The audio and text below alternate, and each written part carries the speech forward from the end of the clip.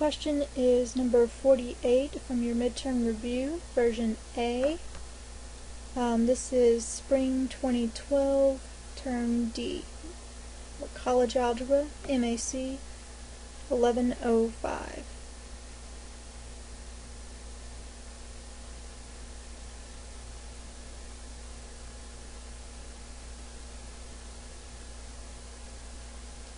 X squared plus 4x plus 4 is equal to 11.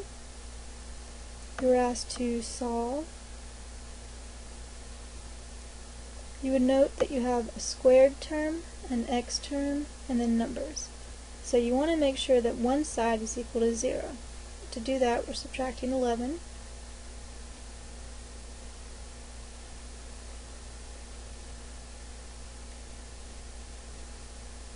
Now it's in the form ax squared plus bx plus c is equal to 0.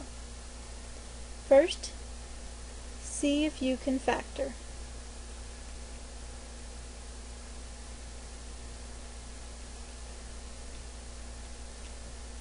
Easily. You have a 7 over here. What two numbers of 7 by difference make a positive 4? Well, 7 can only be broken into 1 and 7. The difference of this is the 6, which is not a plus 4. So we cannot factor. Now you want to use your quadratic formula. X is equal to negative b plus or minus the square root of b squared minus 4ac, all divided by 2a. Yes, you need to memorize this. Identify your a, your b, and your c. A is the number in front of your x squared, so it's a 1. B is the number in front of your x, so we have a 4. C is this number out here. In our case, we have a negative 7, so make sure to include your sign negative 7. Now that we have a, b, and c, you want to substitute into your formula.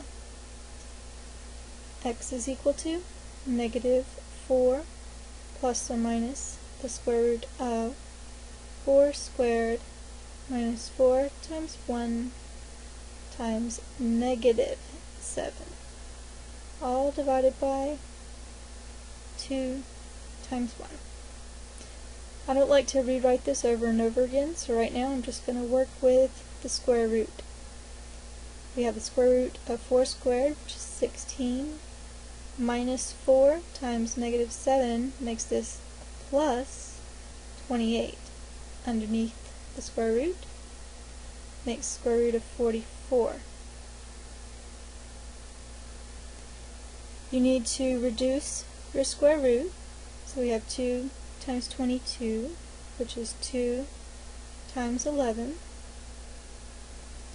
Since it's the square root, for every two factors that are the same, one of those factors comes out, leaving the square root of 11.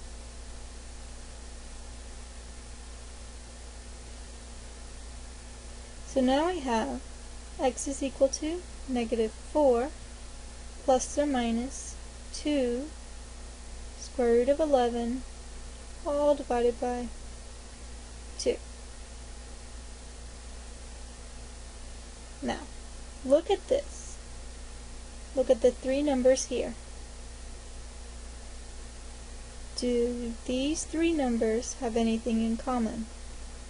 Note, by the way, you're not using what's underneath the square root. Only use what's outside of the square root, because this 11 is trapped underneath the square root. So does negative 4, 2, and 2 have anything in common? Has a 2, so we're factoring out a 2, leaving negative 2 plus or minus square root of 11. And would I write it over 1? No. So I'm just going to leave negative 2 plus or minus the square root of 11. Remembering that this is how many answers? 2. So I'm going to say my answer for number 48.